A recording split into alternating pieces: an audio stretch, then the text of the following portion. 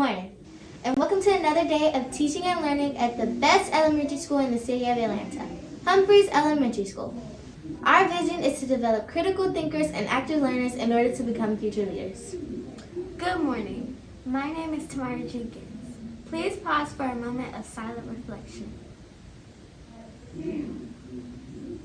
Please stand for the Pledge of Allegiance and remain standing for the Humphreys Pledge. I pledge allegiance to the flag of the United States of America and to the republic for which it stands, one nation, under God, indivisible, with liberty and justice for all. And now the Humphreys Pledge. We, the students at Humphreys Elementary School, pledge to meet and exceed all our goals for academic excellence. We pledge to become independent thinkers, responsible learners, and law-abiding citizens. Furthermore, we pledge our best efforts to make our parents, teachers, and our community proud as we build our foundation to become tomorrow's leaders. Thank you.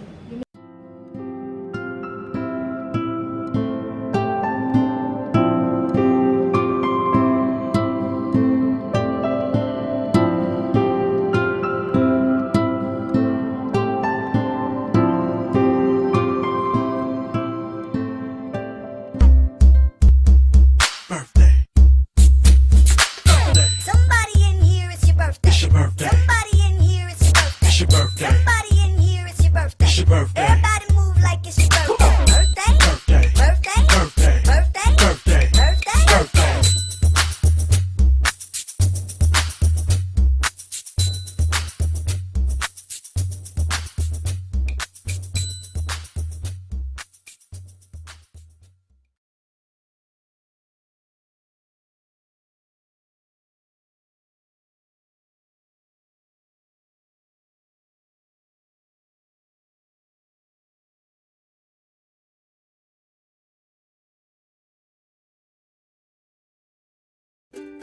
Today, we're going to launch into the engineering design process and learn all about engineering.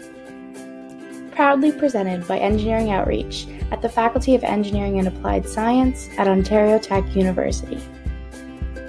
So what is engineering? Engineering is problem solving. Engineers look at the world around them and identify problems that they can solve with new ideas. Engineers are different than scientists. While both try to make the world a better place, scientists conduct experiments to better understand the world.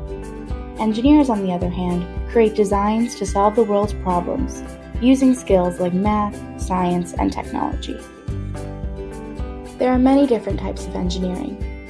Different types of engineers solve different problems in the world.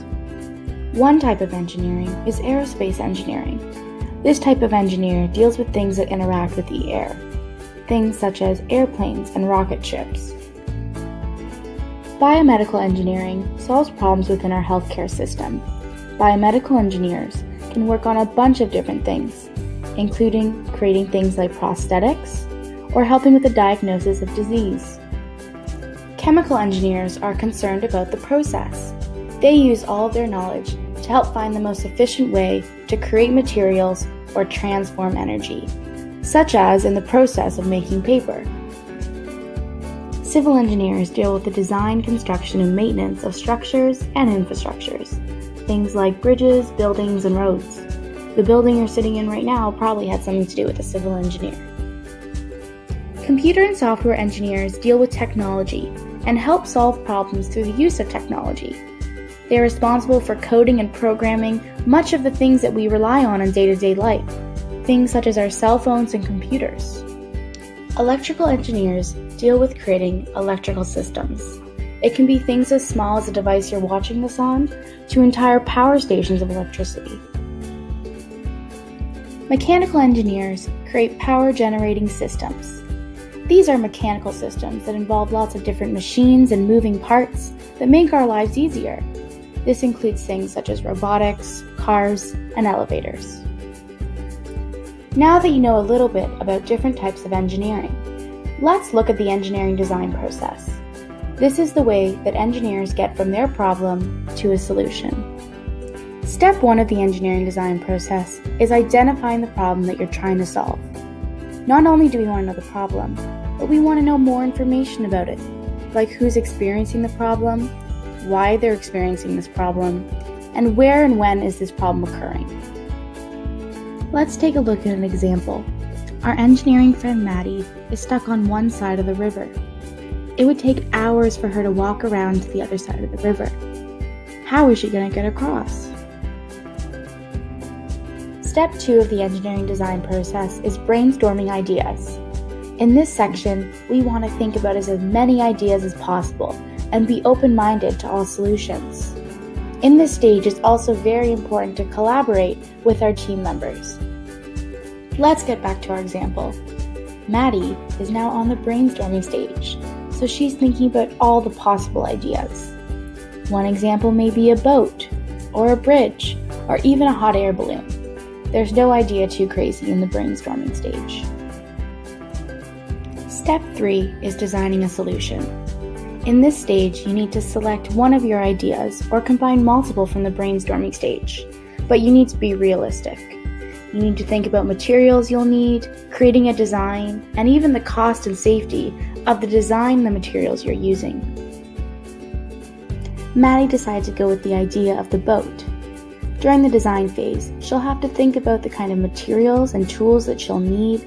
She'll have to get a paper and pen to draw out her design, and a ruler to check her measurements. She'll also have to begin to think about safety and how she's going to get these materials when she goes to build. Step 4 of the engineering design process is make a model. This is when you'll use your design and list of materials to make it in real life. Usually engineers will start out with a prototype, which is a smaller, to-scale version of the final design, in order to save materials, money, and protect safety.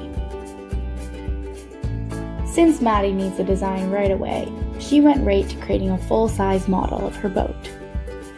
The 5th and final step of the engineering design process is to test and evaluate. The goal of this step is to see if the design solves the problem identified in step 1. During this stage, engineers will reflect on what went well and what didn't, so they can make changes going forward. Maddie needs to test out her design before she actually uses it. Instead of testing it on herself, which could be dangerous, Maddie decides to use a rock to see if the boat can actually hold some weight.